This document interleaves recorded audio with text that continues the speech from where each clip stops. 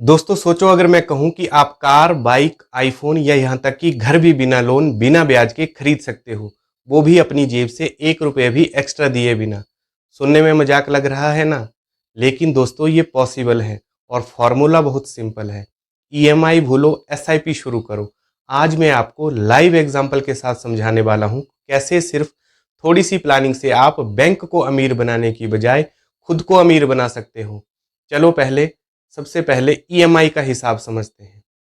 मान लो आपने 10 लाख रुपए की कार ली, 5 साल का लोन 9% इंटरेस्ट पे लिया।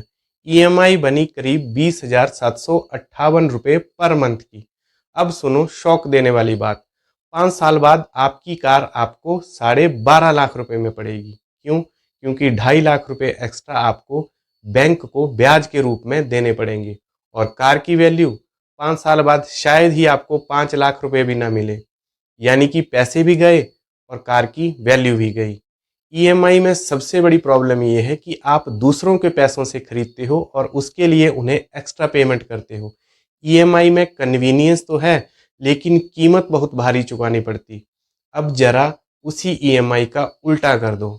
ईएमआई देने की बजाय अपना पैसा म्यूचुअल फंड की एसआईपी में डालो। एग्जाम्पल के लिए आपने उसी अमाउंट 20,758 रुपये की पर मंथ की एसआईपी कर दी और औसतन आपको 12% का रिटर्न मिला, तो 5 साल में आपके पास करीब 17,12,000 रुपये हो जाएंगे। अब जो कार आज 10 लाख की है वो भी 5 साल बाद महंगाई दर से बढ़कर लगभग 13.5 लाख की हो जाएगी। तब भी आपके पास 3.5 लाख रुपये से ज़्यादा एक्स्ट्रा बचे रहेंगे। 5 साल बाद आप शोरूम में जाओ और कार कैश में ले लो। ना लोन, ना ब्याज, ना बैंक का चक्कर और हाँ, ईएमआई के स्ट्रेस से भी छुटकारा। और सबसे अच्छी बात, एसआईपी में आपने जितना डाला उतना ही नहीं, एक्स्ट्रा प्रॉफिट भी मिला। यहाँ बैंक अमीर नहीं, आप खुद अमीर बने। ये सिर्फ कार तक की लिमिटेड नहीं है।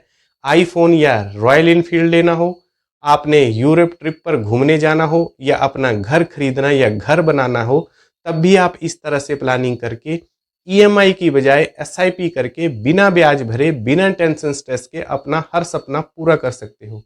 दोस्तों आप लोन लेकर ईएमआई भी तो भरते ही हो ना, उसी तरह से ईएमआई समझकर ही एसआईपी भरना शुरू कर दो। क्या दिक्कत है? कहाँ आपका ज़्यादा फायदा हो रहा है इतना तो हम सोच ही सकते हैं। हम डिसिप्लिन से काम क्यों नहीं करते? बैंक से ईएमआई के प्रेशर में हम ईएमआई रेगुलर भरते हैं, लेकिन बिना प्रेशर के हम अपनी एसआईपी रेगुलर नहीं करते। ये मैंने हमेशा देखा है और एक्सपीरियंस किया है। जब तक कि सर पर तलवार नहीं लटकती हम रेगुलर ही नहीं होते किसी काम में। क्यों दोस्तों, ऐसा ही है ना? ईएमआई में हर महीने पैसा कटता है और इंटरेस्ट भी देना पड़ता है, जबकि एसआईपी में हर महीने पैसा बढ़ता है और प्रॉफिट भी मिलता है। ईएमआई आपको गरीबी की तरफ खींचती है, एसआईपी आपको फाइनेंशियल फ्रीडम की तरफ ले जाती है। असल में ये गेम पेशेंस का है। ईएमआई में इम्पेशेंस है, आज चाहिए बाद में सोचेंगे। एसआईपी में पेशेंस है, प्लानिंग करो, सही टाइम पर लो। और एसआईपी आपको एक हैबिट सिखाती है, डिसिप्लिन की। आप स्लोली स्लोली वेल्थ बिल्ड करते हो और बिना किसी को ब्याज दिए अपनी चीज़ें ओन करते हो। एक छोटी सी आदत को सुधारो कि ईएमआई ऑफर देखते ही खुद से पूछना कि क्या मैं इसको बिना ब्याज के ले सकता हूँ। अगर आंसर हाँ है तो बस एसआईपी शुरू करो। याद रखो सिंपल रूल, अगर गोल 3 साल से ज़्यादा दूर है तो ईएमआई भूल जाओ और एसआईपी करो।